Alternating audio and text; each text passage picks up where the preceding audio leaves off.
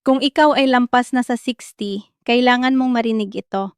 Dahil ang seafood na nasa plato mo ngayon, yung sinabihan kang heart healthy, mababa sa taba at mayaman sa protina, ay maaaring siya mismong tahimik na sumisira sa iyong sirkulasyon, nakakapinsala sa iyong mga kasukasuan, at unti-unting pumapatay sa iyong kakayahang makipagtalik.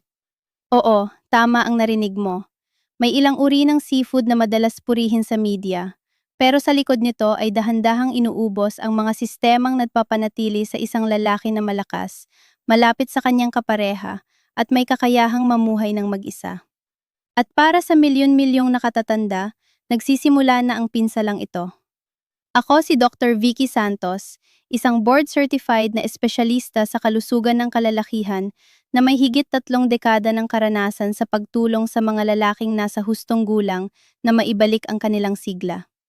Ginugol ko ang aking karera sa pag-aaral kung paano naaapektuhan ng pagkain ang pagtanda, lalo na kung paano ang mga nakatagong pagpipilian sa pagkain ay may epekto sa hormones, daloy ng dugo, at kakayahan ng katawan na maghilom. Ang ibabahagi ko sa iyo ay hango sa peer-reviewed na agham at sa totoong pagbabago ng aking mga pasyente. Narito ang maaaring ikagulat mo. Hindi lahat ng seafood ay kakampi mo paglampas mo ng 60. Sa katunayan, 4 sa pinaka-popular na seafood sa Amerika ay may kaugnayan sa mas mataas na posibilidad ng pananakit ng kasukasuan, pagtaas ng kolesterol, pagiging sensitibo ng nerbiyos, at oo, paghina ng performance sa kama. At dayan pa man, makikita mo sila kahit saan. Samantala, may 4 na hindi gaanong napapansing pagkaing dagat na suportado ng tunay na pananaliksik na makakatulong sa pag-repair ng collagen, pagtaas ng enerhiya, pagbawas ng pamamaga, at muling pagpapasigla ng daloy ng dugo. Karamihan sa mga lalaking lampas 60 ay hindi pa man lang nasusubukan ang mga ito. Kaya ngayong araw, gagabayan kita sa lahat ng 8 ito. Ang mga pinakamasasamang dapat mong iwasan agad at ang mga pinakamainam na dapat mong kainin linggo-linggo. At sa dulo ng video na ito, ipapakita ko kung paano ka magsisimula gamit ang isang simpleng 7-day plan na maaaring magbago sa pakiramdam, galaw, at performance ng iyong katawan. Manatili ka lang. Maaaring ito na ang pinakamahalagang payo sa kalusugan na maririnig mo ngayong taon. Bago tayo magpatuloy, siguraduhing pindutin ang subscribe button at i-on ang bell para hindi mo ma-miss ang mga health tip na sadyang ginawa para sa mga lalaking lampas 60. At kung nakakatulong sa'yo ang video na ito sa ngayon, mag-type ka ng 1 sa comments. Kung hindi naman, mag-type ka ng 0. Ang feedback mo ang tumutulong sa akin na makagawa ng content na tunay na susuporta sa iyong paglalakbay tungo sa mas mabuting kalusugan. Sige, simulan na natin sa katotohanang hindi naririnig ng karamihan sa mga nakatatanda. Ang 4 na pinakamasamang seafood na dapat mong iwasan paglampas ng 60. Maaaring mukhang malinis ang mga ito, pamilyar ang lasa, at madalas pang makita sa mga menu na heart healthy. Pero sa loob ng iyong katawan, nagtitrigger sila ng pamamaga, nagpapataas ng kolesterol, nagpapahirap sa iyong kidneys, at tahimik na nagpapahina sa iyong sirkulasyon. Kung nakakaranas ka ng pananakit ng kasukasuan, pagkapagod, problema sa pagtunaw ng pagkain, o paghina ng intimacy, maaaring bahagi ng problema ang mga karaniwang seafood na ito. Isa-isahin natin sila. Una, pusit.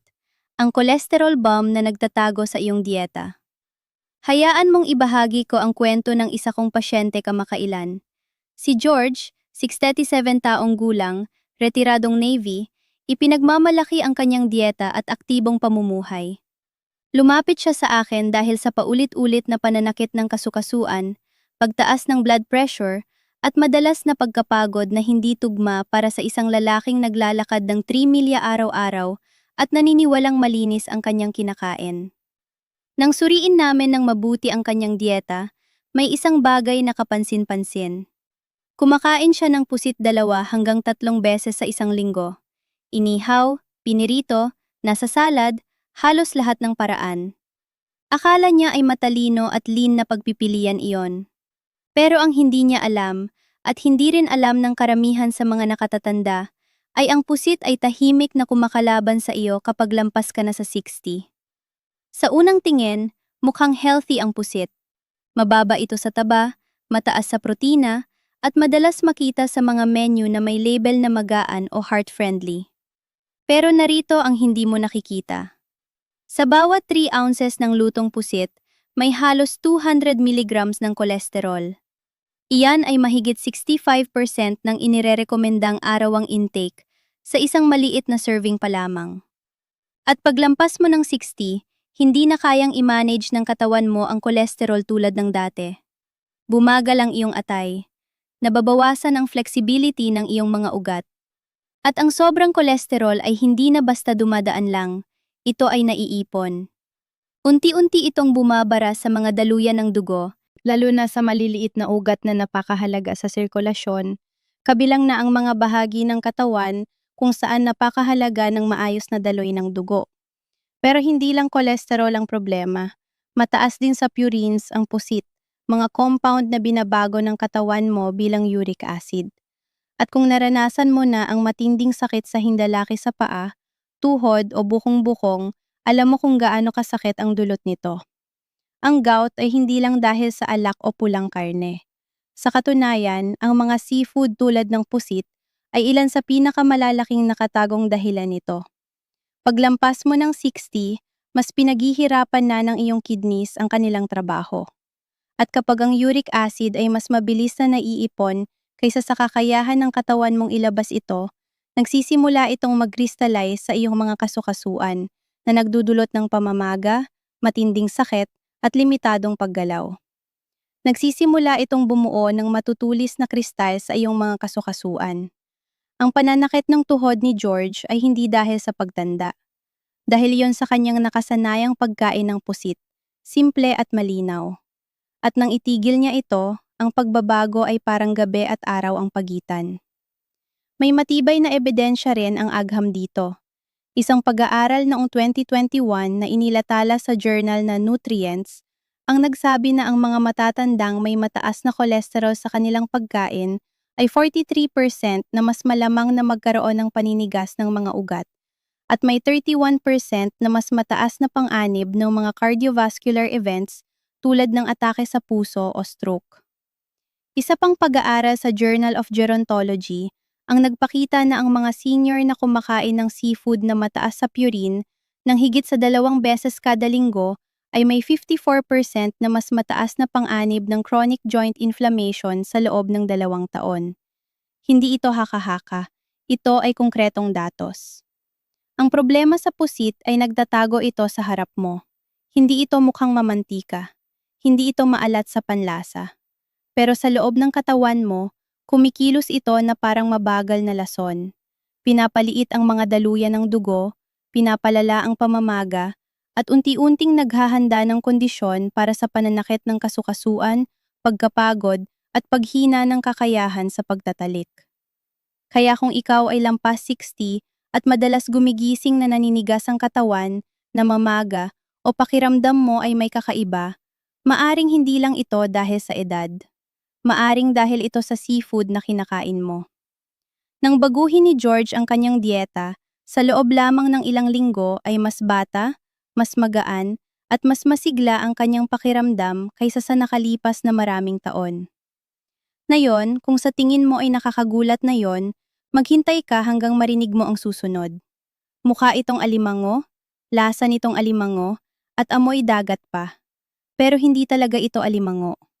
At ang ginagawa nito sa iyong blood sugar at utak ay maaring ikagulat mo. Pag-usapan natin ang imitation crab.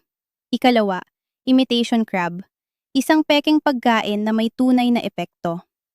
Hindi ko makakalimutan ang usapan namin ni Bill, isang 72 taong gulang na dating electrician mula sa Michigan, na pumunta sa akin na puno ng frustration at kalituhan. "Doc," sabi niya, "binawasan ko na ang pulang karne. Hindi ako umiinom ng soda. At mas kumakain pa nga ako ng seafood, lalo na alimango. Pero mas sumasama ang pakiramdam ko. Tumataas ang blood sugar ko, inaantok ako pagkatapos kumain ng tanghalian, at namamaga ang aking mga bukong-bukong pagsapit ng gabi." Hiniling ko sa kanya na dalhin ang listahan ng kanyang kinakain. Doon namin nalaman ang totoo. Ang akala niya ay alimango ay imitation crab pala. Yung mga pulang-puting sticks na madalas niyang inilalagay sa salad, casseroles, at merienda halos kada ibang araw. Narito ang katotohanan. Ang imitation crab ay hindi alimango, kahit malapit man lang.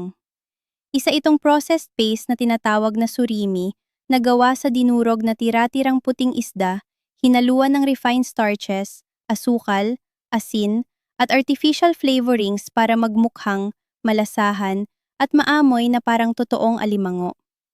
At kahit mukhang harmless ito, lalo na sa mga nakatatandang gustong kumain ng mas magaan o nagtitipid, ang imitation crab ay isa sa pinakamapang-anib na bitag para sa mga lampas 60. Ganito kung bakit. Una, ang starches sa imitation crab, karaniwang galing sa trigo o tapioca, ay napakabilis matunaw sa katawan, na nagdudulot ng biglaang pagtaas ng blood sugar, halos kapareho ng epekto ng pagkain ng puting tinapay.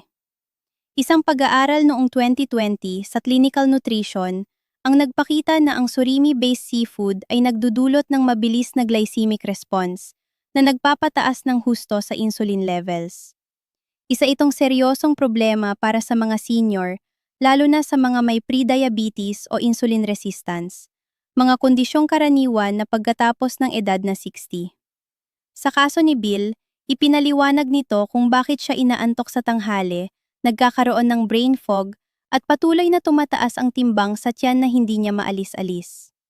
Pero hindi lang asukal ang problema. Ang imitation crab ay puno rin ng sodium, umaabot ng higit 700 milligrams bawat serving, at hindi pa kasama dito ang toyo o iba pang pampalasa. Para sa isang nakatatanda, ang ganitong dami ng asin ay naglalagay ng matinding pressure sa mga kidneys na tumatanda na at sa mga ugat na unti-unting tumitigas. Maaari itong magdulot ng fluid retention, pagtaas ng blood pressure, at maging sanhi ng pagkahilo o pamamaga, lalo na sa ibabang bahagi ng mga binti. Nang alisin ito ni Bill sa kanyang routine at lumipat sa tunay at hindi processed na seafood, bumaba ang kanyang blood pressure ng halos 10 puntos sa loob lamang ng ilang linggo, at ang pakiramdam na parang malabo ang isip, nawala. Mas nakababahala pa ay kung ano ang wala sa imitation crab. Halos wala itong omega-3 fatty acids, walang zinc, walang selenium. Wala sa mahahalagang nutrients na ibinibigay ng tunay na shellfish para suportahan ang kalusugan ng utak, sirkulasyon at immune system. Isa itong pagkain na nagpapanggap na kapaki-pakinabang, pero iniiwan ng katawan mo na walang nakukuhang tunay na sustansya. At para sa mga lalaking lampas 60, kung kailan bawat subo ay mahalaga, ito ay isang tahimik na panganib na hindi dapat balewalain. Kaya kung nalinlang ka ng packaging o ng presyo, hindi ka nag-iisa. Umaasa ang seafood industry sa imitation products dahil mura itong gawin at madaling ibenta. Pero ang katawan mo ay karapat-dapat sa mas mabuti. Sa tunay na nutrisyon na magpapalakas sa iyong puso, magpapasigla sa iyong isip, at susuporta sa iyong performance kung saan ito pinakamahalaga. Ngayon, kung nabigla ka sa bahaging iyon, maghanda ka. Dahil ang susunod na seafood sa listahang ito ay mas tuso pa. Pinupuri ito dahil sa pagiging malinis, malambot, at madalas ihain sa mga high-end na restaurant. Pero may tinatagong nakalalasong metal na tahimik na umaatake sa iyong kidneys. Pag-usapan natin ang scallops. Ikatlo, scallops, ang mukhang malinis na shellfish na may tinatagong mabibigat na metal. Ilang taon na ang nakalipas, may pasyente ako na nagngangalang Harold, 74 taong gulang, matalas pa ang isip at mahilig sa fine dining. May lingguhan silang tradisyon ng kanyang asawa. Tuwing Biyernes ng gabi ay kumakain sila sa paborito nilang seafood restaurant. At palagi niyang ino-order ang seared scallops. Sila ay malinis, healthy at magaan, sabi niya sa akin. Pero sa paglipas ng panahon, nagsimulang makaranas si Harold ng mga kakaibang sintomas. Pagkapagod na hindi nawawala, pagtaas ng blood pressure, at higit sa lahat, mga pagbabago sa kanyang kidney function. Nagpa-test kami. Walang diabetes, walang impeksyon. Pero may hindi talaga tugma. Nang masusing suriin namin ang kanyang dieta, doon ko nakita ang pattern. Scallops, linggo-linggo. Karaniwan, hindi naman nakakaalarma ang scallops para sa kalamihan. Hindi ito piniprito, hindi breaded, at kadalasang inihahain na may kaunting lemon at herbs lang. Pero para sa mga nakatatanda, lalo na sa lampas 60, maaring may nakatagong panganib ang scallops. Ang cadmium, isang nakalalasong heavy metal na naiipon sa shellfish, lalo na sa mga filter feeders tulad ng scallops. Hindi tulad ng mga contaminant sa tubig na pabago-bago, ang cadmium ay sinisipsip at naiipon mismo sa laman ng scallop. At kapag kinain mo ito, pumapasok ito sa iyong katawan at hindi madaling lumabas. Isang pag-aaral noong 2022 na inilatala sa toxicology reports, ang nagsiwalat na ilang servings lang ng scallops kada linggo ay maaring maghatid ng sapat na cadmium upang mailapit ang isang nakatatanda sa lingguhang safety threshold ng World Health Organization. Hindi yon maliit na bagay. Tahimik na naiipon ang cadmium at ang mga kidneys mo, ang mismong mga organ na mas pinaghihirapan na habang tumatanda ka, ang unang naaapektuhan. Sa paglipas ng panahon, ang exposure sa heavy metal na ito ay maaring magdulot ng pagkawala ng protina sa ihi, tuloy-tuloy na pagkapagod, at unti-unting paghina ng enerhiya at stamina na kadalasang inaakala ng mga senior na normal na bahagi lang ng pagtanda. Pero hindi doon nagtatapos ang panganib. Maaring iniisip mong nakukuha mo ang benepisyo ng seafood para sa utak at puso. Pero ang scallops ay halos walang omega-3 fatty acids na kailangan ng katawan mo. Sa iisang 100 gramo ng scallops, mas mababa sa 30 mg ng pinagsamang EPA at DHA. Ang mga pangunahing fatty acids na nagpoprotekta sa utak, nagpapababa ng pamamaga, at nagpapaganda ng sirkulasyon. Para maikumpara, ang oysters, isa sa mga seafood na ibabahagi ko sa iyo mamaya, ay may higit sa 500 mg sa parehong dami. Napakalaking diferensya nito. Kaya hindi lang nagdadala ng heavy metals ang scallops sa iyong sistema, inaalisan ka rin ito ng mahahalagang nutrients na inaakala mong nakukuha mo. At ang pinakamasama, dahan-dahan ang pinsala. Walang malinaw na babala, pagkapagod lang, unti-unting pagtaas ng pressure, at kalusugan ng kidneys na tahimik na bumababa sa likod ng lahat. Sa oras na maramdaman mo ito, nagsimula na ang pinsala. Nang hilingin ko kay Harold na alisin ang scallops sa kanyang lingguhang routine at palitan ito ng mas malinis at masustansyang option, kapansin-pansin ang pagbabago sa kanyang mga resulta sa laboratorio. Bumalik ang kanyang enerhiya, naging stable ang kanyang blood pressure, at higit sa lahat, tumigil ang paglala ng kanyang kidney function. Pero kung sa tingin mo ay masama na ang cadmium, maghintay ka hanggang marinig mo ang susunod. Ito ang pinaka-popular na seafood sa Amerika, at puno ito ng kolesterol, mahirap tunawin na protina, residue ng antibiotics, at maliliit na shell fragments na nagpapalala ng pamamaga sa iyong bituka. At gayon pa man, ibinebenta ito sa mga nakatatanda bilang magaan at healthy. Pag-usapan natin ang hipon. Ika-4, hipon, ang tahimik na sumisira sa kalusugan ng kalalakihan. Hindi pa nagtatagal, nakausap ko ang isang lalaki na nagngangalang Carl, 68 taong gulang, biyudo, dating Marine, at ipinagmamalaki ang kanyang disiplina. Sinabi niya sa akin na hindi siya umiinom, hindi naninigarilyo, pinabantayan ang kanyang timbang, at sinisigurong magaan ang kanyang kinakain. Lumapit siya at sinabi, "Dok, kumakain ako ng hipon halos kada ibang gabi. Di naman ito healthy, di ba?" Pero hindi na maganda ang pakiramdam ni Carl. Madali na siyang hingalin kapag umaakyat ng hagdan. Unti-unting tumaas ang kanyang blood pressure. At ang pinakamasakit para sa kanya, ang unti-unting pagkawala ng kanyang intimacy na tahimik na nangyari. Akala niya normal lang ito sa pagtanda, pero hindi ito dahil sa edad, dahil ito sa hipon. Kita mo, ang hipon ay matagal ang tinatawag na healthy protein para sa kalalakihan. Mababa sa taba, madaling lutuin, at ginagamit sa iba't ibang pagkain mula salad hanggang stir-fry. Pero ang hindi alam ng karamihan, lalo na ng mga lalaking lampas 60, ay may kapalit ito na direktang nakakaapekto sa daloy ng dugo, sa puso, at sa iyong performance. Sa bawat 3 ounces ng hipon, halos isang maliit na dakot, may humigit kumulang 180 milligrams ng kolesterol. Maaring hindi ito mukhang malaki, pero kung lampas ka na sa 60, malaking bagay ito. Hindi na kasing flexible ang iyong mga ugat. Mas mabagal ng magproseso ng taba ang iyong atay. At kapag patuloy mong dinaragdagan ng high cholesterol na pagkain tulad ng hipon, napupuno ang sistema mo hanggang sa lumampas ito sa limitasyon.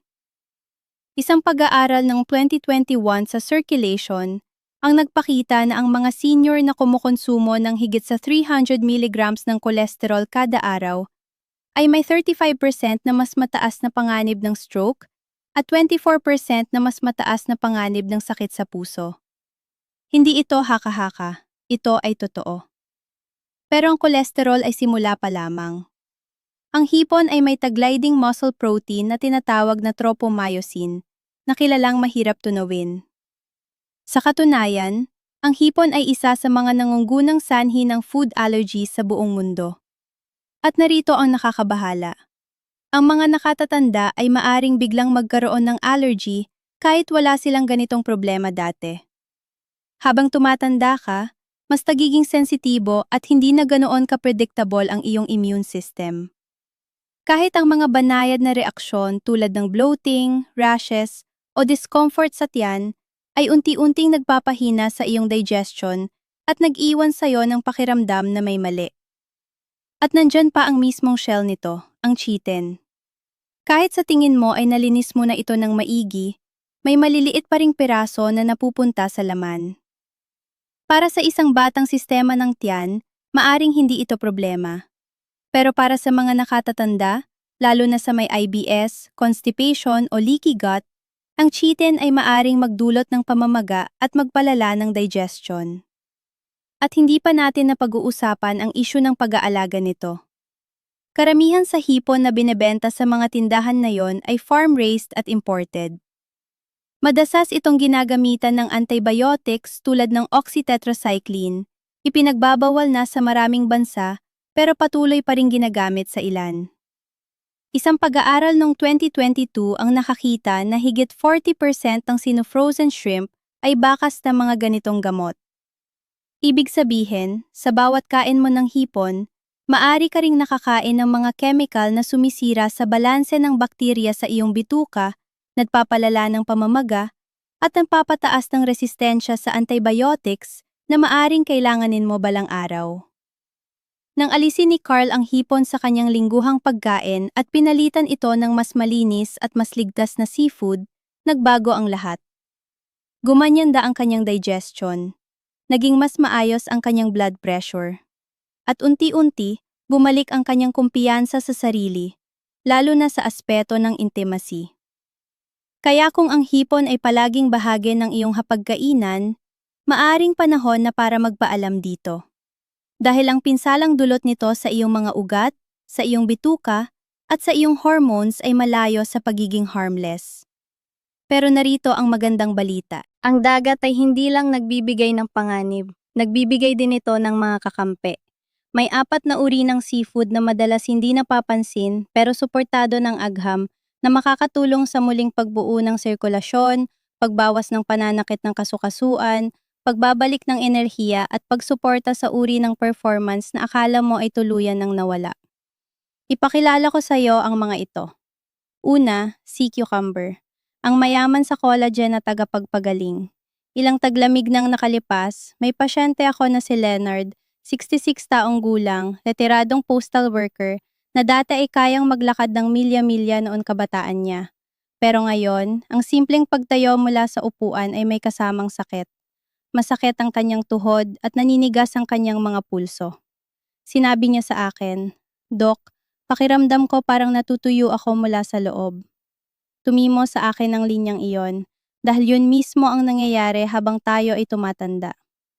Unti-unti nating nawawala ang collagen, tahimik, tuloy-tuloy, at kapag nawala ang structural glue na ito, nagkikiskisa ng mga kasukasuan, numinipis ang balat at humihina ang katawan.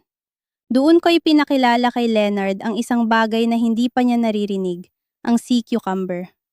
Hindi ito karaniwang pangalan sa hapagkainan, pero sa loob ng maraming siglo, pinahahalagahan na ito sa tradisyonal na medisina sa Asya bilang lunas sa sakit, paninigas at mabagal na recovery. At ngayon, ipinapakita na rin ng modernong agham kung bakit. Ang sea cucumber ay napakayaman sa mga compound na hinahanap ng tumatandang katawan, tulad ng chondroitin sulfate at mga natatanging anti-inflammatory molecules na tinatawag na triterpene glycosides. Ang mga ito ay tumutulong sa pagpapakain ng cartilage, pagbawas ng pamamaga, at pagpapagaan ng paninigas ng walang mabibigat na side effects na dulot ng mga over-the-counter na gamot sa sakit. Sa isang kamakailang pag-aaral na inilatala sa International Journal of Molecular Sciences, ang mga senior na uminom ng sea cucumber extract araw-araw sa loob ng 12 linggo ay nakaranas ng hanggang 35% na pagbawas ng pananakit ng kasukasuan at makabuluhang pagbuti ng kanilang mobility. Hindi lang ito numero, ito ay kakayahang makalakad muli ng walang takot sa sakit. At may higit pa. Ang sea cucumber ay likas na mataas sa marine collagen, isang uri ng protina na madaling maabsorb ng katawan. Hindi tulad ng mga powdered supplements na kadalasang dumadaan lang sa sistema, ang collagen sa sea cucumber ay may kasamang amino acids at minerals na tunay na tumutulong sa muling pagbuo ng katawan. Dahan-dahan nagsimula si Leonard. Isang maliit na serving, minsan o 2 beses sa isang linggo, niluluto sa isang banayad na sabaw. Pagkalipas ng 1 buwan, bumalik siya sa akin na nakanghiti. Hindi ko napakiramdam na unti-unti akong nasisira, sabi niya. Parang may naglagay ng langis sa mga bisagra ko. Ganoon dapat ang pakiramdam ng paggaling. Hindi biglaan, hindi dramatiko, kundi tuloy-tuloy, natural, at totoo. Ang pinakagusto ko sa sea cucumber ay hindi nito sinusubukang gawin ng lahat. Nakatuon ito kung saan mo talaga kailangan, sa mga kasukasuan, sa balat, at sa mas malalalim na connective tissues na humahawak sa buong katawan. Para sa mga lalaking nasa edad na, lalo na sa mga nakakaramdam na tila sumusuko na ang kanilang tuhod, balikat o likod, nagbibigay ito ng tahimik na lakas. Ang uri ng lakas na nabubuo mula sa loob sa bawat subo. At kahit hindi ito pamilyar para sa marami, naniniwala ako na ang sea cucumber ay isa sa pinaka-underrated na paraan para manatiling aktibo, malakas, at independent kahit sa mga susunod pang taon. Pero paano kung mas may hihigit pa rito? Paano kung may isang pagkaing dagat na hindi lang nagpapabawas ng sakit, kundi hinaharang pa ang mismong enzyme na sanhi ng pamamaga? Meron, at matatagpuan ito sa isang natatanging lugar sa mundo. Ipakilala ko sa iyo ang makapangyarihang sikreto sa loob ng green-lipped mussels. Ikalawa, oysters, ang natural na multivitamin para sa mga nakatatandang lalaki. Naalala ko pa ang unang beses na inirekomenda ko ang oysters sa isang pasyente na si Thomas. Siya ay 71 taong gulang, bagong retire, at sinabi niya sa akin na pakiramdam niya ay masyado siyang bumabagal ng maaga. Tumimo sa akin ang sinabi niya, "Doc, hindi pa ako handang mag-fade. Kailangan ko lang ng bagay na gigising muli sa katawan ko." Hindi siya naghahanap ng shortcut o miracle pills. Gusto lang niya ng isang bagay na totoo at natural. At sinabi ko sa kanya, "Thomas, kailangan mong makilala ang oyster." Ang oysters ay hindi lang pang-espesyal na okasyon. Para sa mga lalaking lampas 60, isa ito sa pinaka-powerful at nutrient-dense na pagkain na maaari mong ilagay sa iyong plato. Sa totoo lang, kung maaari kong ilagay sa bote ang isang halo ng minerals para suportahan ng enerhiya, hormones, immunity, kalusugan ng utak at performance, halos kapareho ito ng kung ano na ang inilagay ng kalikasan sa loob ng isang oyster. Simulan natin sa zinc. 2 medium-size na oysters pa lang ay kayang ibigay ang higit 100% ng iyong pang-araw-araw na pangangailangan sa zinc. At para sa mga nakatatandang lalaki, mas mahalaga ito kaysa sa iniisip mo. Ang zinc ay may malaking papel sa paggawa ng testosterone, depensa ng immune system, paghilom ng sugat, at kahit sa kakayahan mong mag-isip ng malinaw. Habang tumatanda ka, mas kaunti na ang zinc na naabsorb ng katawan mo mula sa pagkain, kaya mas nagiging karaniwan at mas mapanganib ang kakulangan nito. Sa katunayan, isang pag-aaral sa American Journal of Clinical Nutrition ang nagpakita na halos 40% ng mga taong lampas 60 ay may kakulangan sa zinc nang hindi nila alam. Hindi alam ni Thomas na ang pagnipis ng kanyang buhok, mabagal na recovery, at kawalan ng sigla ay maaring konektado sa isang simpleng mineral. Pero nang magsimula siyang kumain ng oysters, napansin niyang mas malinaw ang kanyang pag-iisip, mas mataas ang kanyang enerhiya, at nakakagulat, mas naramdaman niyang bumalik siya sa dating niyang sarili. At isa pa lang iyon sa mga benepisyo. Ang oysters ay puno rin ng vitamin B12, napakahalaga para protektahan ng iyong mga nerbiyos at pasiglahin ang iyong metabolismo. Isang pag-aaral noong 2021 sa Journal of Nutrition and Healthy Aging ang nagpakita na ang mababang antas ng B12 sa mga senior ay malakas na konektado sa pagbaba ng cognitive function at pagkawala ng memorya. Sa 3 ounces ng oysters, mas mataas pa ang B12 kaysa sa isang buong serving ng steak at nasa form na madaling maabsorb ng katawan. Pero hindi pa doon nagtatapos. Nagbibigay din ng oysters ng selenium na kumikilos na parang bodyguard para sa iyong thyroid at immune system. Mayroon din itong iron na tumutulong laban sa pagkapagod. At may isa pang madalas hindi napapansin pero napakahalaga, ang copper. Ang copper ay sumusuporta sa lakas ng buto, pagbuo ng collagen, at produksyon ng red blood cells. Lahat ng ito ay mga function na humihina habang tumatanda, pero maaring masuportahan sa tamang pagkain. Ngayon, naiintindihan ko. Maaring hindi ka sanay kumain ng oysters. Pero kung ihahanda mo ito ng tama, steamed, bahagyang niluto, o kahit raw kung ligtas ang pinanggalingan, maaari itong maging mahalagang bahagi ng iyong lingguhang routine. Para sa mga lalaking tulad ni Thomas, hindi na lang ito basta pagkain. Isa na itong uri ng fuel na tumutulong ibalik ang mga bagay na unti-unting kinukuha ng edad. Kaya kung pakiramdam mo ay mas mahina ka na, mas mabagal, o mas makakalimutin ka makailan, maaring hindi lang ito dahil sa edad. Maaaring may kulang sa nutrisyon mo. At ang oysters ay isa sa pinakamabilis at pinakanatural na paraan para mapunan ang kakulangan na iyon. Pero kahit gaano kaganda ang oysters, ang susunod ay maaring mas ikagulat mo. Ang pagkaing dagat na ito ay matatagpuan sa tubig ng New Zealand at naglalaman ng isang bihirang uri ng omega-3 na hindi mo makukuha sa karaniwang isda. At kung ikaw ay may pananakit ng kasukasuan, pamamaga, o paninigas, maaring ito na ang nawawalang piraso na hinahanap mo. Pag-usapan natin ang green lip mussels. Ikatlo, green lip mussels, ang omega-3 powerhouse para sa mga senior. Nung unang kumunta sa akin si Robert, siya ay 69 taong gulang, isang retiradong guro na mahilig mag-hiking. Pero kamakailan, pinipigilan na siya ng kanyang mga tuhod. Ganito niya ito inilarawan. Hindi lang ito sakit, para bang kinakalawang ang mga kasukasuan ko magdamag. Pagod na siya sa mga anti-inflammatory na gamot, pagod na umiwas sa hagdan, at sa totoo lang, pagod na rin siyang maramdaman ang pagtanda. Tinanong niya ako kung ano ang maererekomenda ko na hindi gamot. Tiningnan ko siya at sinabi, green lip mussels. Napakunot ang noo niya. Ano yon? Tanong niya. At yon ang punto. Karamihan sa mga senior sa US ay hindi pa ito naririnig, lalo na natitikman. Pero ang mga mussels na ito, na matatagpuan sa New Zealand, ay may taglay na kakaiba.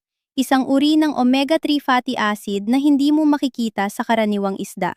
Ito ay tinatawag na ETA o eicosapentaenoic acid at isa itong game changer para sa kalusugan ng kasukasuan.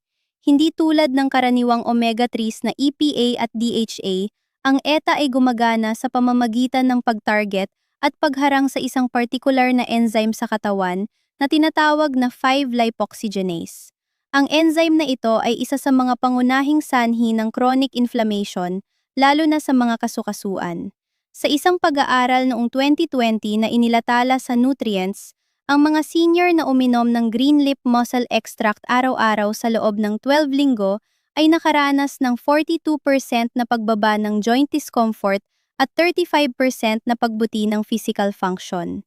Hindi ito maliit na pagbabago, Ito ang pagkakaiba sa pagitan ng pagniiwi sa bawat pagtayo at muling paglalakad ng maayos. Pero hindi lang sa inflammation nagtatapos ang benepisyo nito.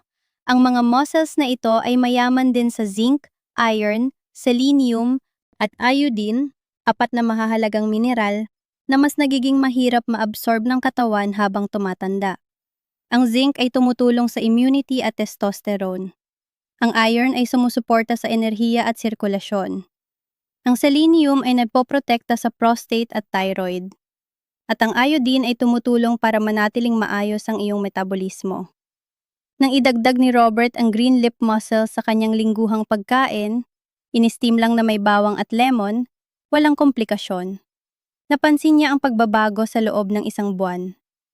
Mas kaunting paninigas sa umaga, mas malawak na galaw habang nag-hiking, at higit sa lahat, hindi na niya pakiramdam na pinamamahalaan lang niya ang kanyang edad.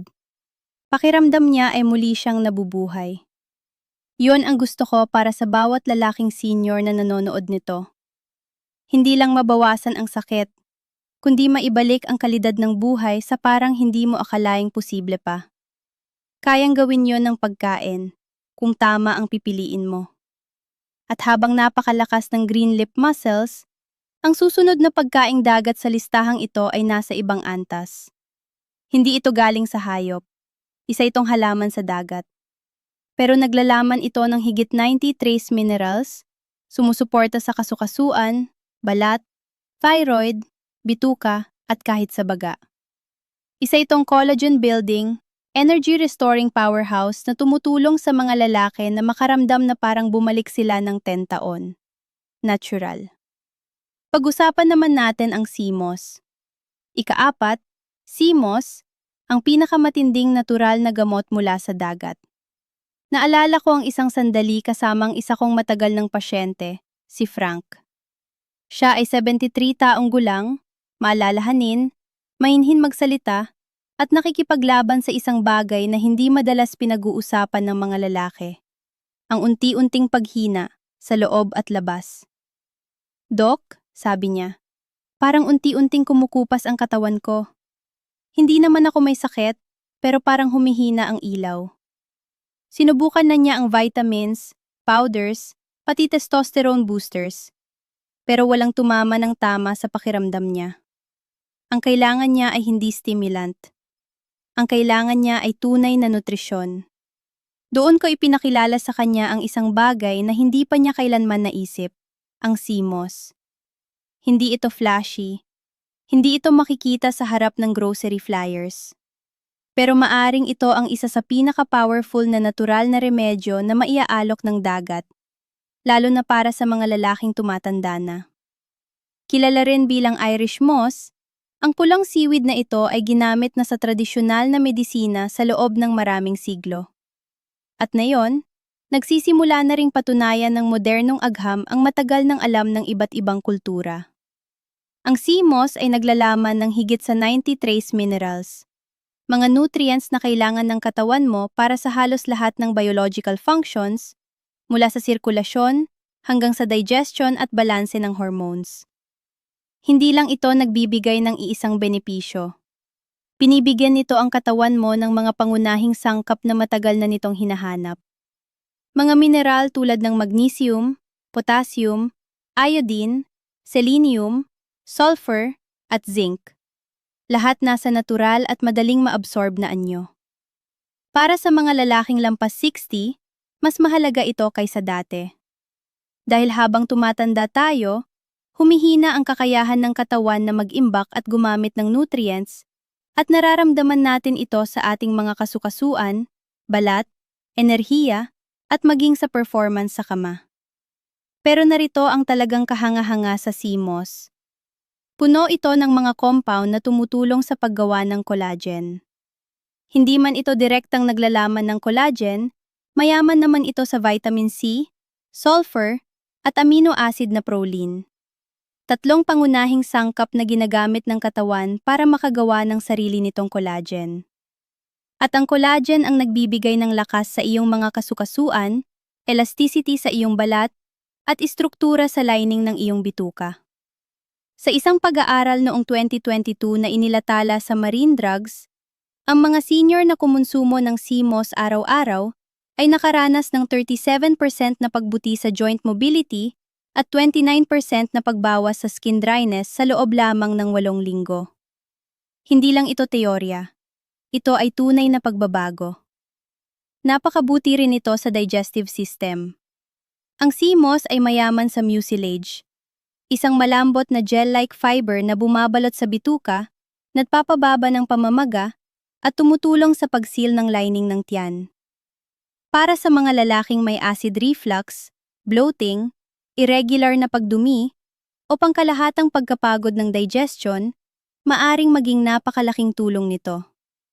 At huwag din nating kalimutan, sinusuportahan nito ang thyroid dahil sa taglay nitong iodine na tumutulong sa pag-regulate ng metabolismo at energy levels. Nang magsimulang magdagdag si Frank ng isang kutsara ng CMOS gel sa kanyang umaga, inihahalo sa tsaa o smoothie, nakaramdam siya ng pagbabago na hindi niya inaasahan. Inilarawan niya ito bilang linaw sa gitna ng ulap. Mas gumaan ang kanyang galaw, mas mahimbing ang kanyang tulog, at unti-unting lumiwanag muli ang ilaw na dati niyang inilarawan. Hindi agad-agad, pero tuloy-tuloy. Kaya kung hindi mo pa nasusubukan ng CMOS, hinihikayat kitang pag-isipan ito. Ito ay plant-based, banayad sa katawan, at gumagana sa mga sistemang pinakamahalaga habang tayo ay tumatanda, ang iyong mga kasukasuan, bituka, enerhiya at lakas. At ngayong napag-usapan na natin ang pinakamahusay at pinakamasamang seafood para sa mga lalaking lampas 60, panahon na para pagsamahin ang lahat ng ito. Sa susunod na bahagi ng video na ito, ibibigay ko sa iyo ang isang practical, doctor-designed na 7-day action plan na magpapakita kung paano mo sisimulan ang pagbabalik ng iyong enerhiya, pagpapabuti ng sirkulasyon, at muling maramdaman ang sarili mong lakas, simula sa susunod mong pagkain. Manatili ka lang, dito nagsisimula ang lahat. Kung umabot ka hanggang dito, hayaan mong sabihin ko ito mula sa puso. Hindi lang ito simpleng listahan ng mga dapat at hindi dapat kainin. Isa itong wake-up call at isang pangalawang pagkakataon. Dahil ang kinakain mo pagkatapos ng edad na 60 ay hindi lang nagpapakain sa iyong katawan, hinuhububog nito ang iyong kinabukasan. At ngayon, alam mo na ang katotohanan. 4 na seafood, pusit, imitation crab, scallops at hipon ay hindi pala sumusuporta sa iyo tulad ng inaakala mo. Tahimik nilang pinapataas ang kolesterol, pinatitigas ang iyong mga ugat, pinapabigat ang trabaho ng iyong kidneys, at ginugulo ang iyong digestion. Unti-unti nilang binabawasan ang iyong enerhiya, sinasaktan ang iyong mga kasukasuan, at pinapahina pa ang iyong intimacy. Pero narito ang magandang balita, may solusyon din ang dagat. Tunay na solusyon. 4 na nakapagpapagaling na pagkaing dagat, sea cucumber, green-lipped mussels, oysters at CMOS, na parang idinisenyo ng kalikasan para ibalik ang mga bagay na unti-unting kinukuha ng panahon. Hindi ito mga kakaibang milagro. Ito ay mga pagkaing nasubok na ng panahon at sinusuportahan ng agham, na tumutulong sa muling pagbuo ng sirkulasyon, pagpapabuti ng galaw, at pagbuhay muli ng performance sa parang hindi kayang ibigay ng mga pills. Nakita ko na ang pagbabagong ito sa sarili kong mga mata. Mga lalaking nasa 60s, 70s, kahit 80s, na akala nila ay tapos na ang pinakamagagandang taon ng kanilang buhay, pero natuklasan nilang nakikinig pa rin ang kanilang katawan. Kailangan lang nito ng tamang nutrisyon. Kaya kung handa ka nang bawiin ang kontrol, narito ang isang simpleng plano para magsimula. 7 araw, 7 hakbang. Walang kalituhan, aksyon lang. Simulan natin ang iyong 7-day seafood reset plan. Unang araw, alisin ang hipon. Pumunta ka sa iyong freezer o pantry at tingnang mabuti kung ano ang naroon. Kung may nakastock kang frozen shrimp o mga pagkaing maraming hipon, itabi mo muna ang mga iyon. Palitan mo ang hapunan mo ngayong gabi ng malinis na source ng protina tulad ng inihaw na salmon o beans kung kinakailangan. Pero simula ngayon, wala mo ng hipon. Ikalawang araw, magdagdag ng oysters. Bumili ng sariwa o canned na oysters. I-steam mo ito ng bahagya o idagdag sa salad. Kahit 2 piraso lang, makakapagbigay na ito sa katawan mo ng sapat na zinc at B12, 2 mahalagang sustansya para sa testosterone at lakas ng immune system. Ikatlong araw, alisin ang imitation crab. Iwasan ang mga pekeng crab stick sa sushi o salad. Nagpapataas ito ng blood sugar at halos walang naibibigay na nutrisyon. Pumili ng totoong seafood sa halip. Wild caught fish kung maaari, o kung wala kang access, maaari kang mag-egg o tofu muna sa araw na ito. Ika-4 na araw, magdagdag ng green lip mussels. Maghanap ng green lip mussel extract o sariwang mussels online o sa mga health store. Subukang steam ito kasama ng bawang at lemon. Kung mahirap hanapin, maaari kang uminom ng freeze-dried supplement, pero hanggat maaari, mas mainam pa rin ang totoong pagkain. Ika-5 araw, alisin ang scallops. Kung kakain ka sa labas na yon, iwasan ang scallops kahit gaano pa ito kaelegante tingnan. May dala itong toxic metals at kaunti lang ang omega-3. Palitan mo ito ng mas mabuting opsyon tulad ng sardines, trout, o kahit chicken thigh na may balat para sa collagen support. Ika-6 na araw, magdagdag ng sea cucumber. Maaari kang makahanap ng dried sea cucumber sa mga Asian market o mag-order online. Ibabad ito, pakuluan ng dahan-dahan sa sabaw na may luya at herbs at kainin habang mainit. Kung hindi ito available, dagdagan mo na lang ang iyong intake ng bone broth o mga bahagi ng karne na mayaman sa collagen sa araw na ito. Ika-7 araw, simulan ang sea moss gel. Ihanda ang una mong batch ng sea moss gel. Hugasan ng mabuti ang hilaw na sea moss, ibabad ito magdamag, at i-blend hanggang maging makinis na gel. Magdagdag ng 1 kutsara nito sa iyong tsaa, smoothie o sabaw. Maaring maramdaman mo ang epekto nito sa loob lang ng ilang araw, lalo na sa digestion at balat. Hindi ito simpleng diet, isa itong reset. At kung uulitin mo ang ritmong ito linggo-linggo, mapapansin mo ang mga pagbabago. Mas kaunting sakit sa tuhod,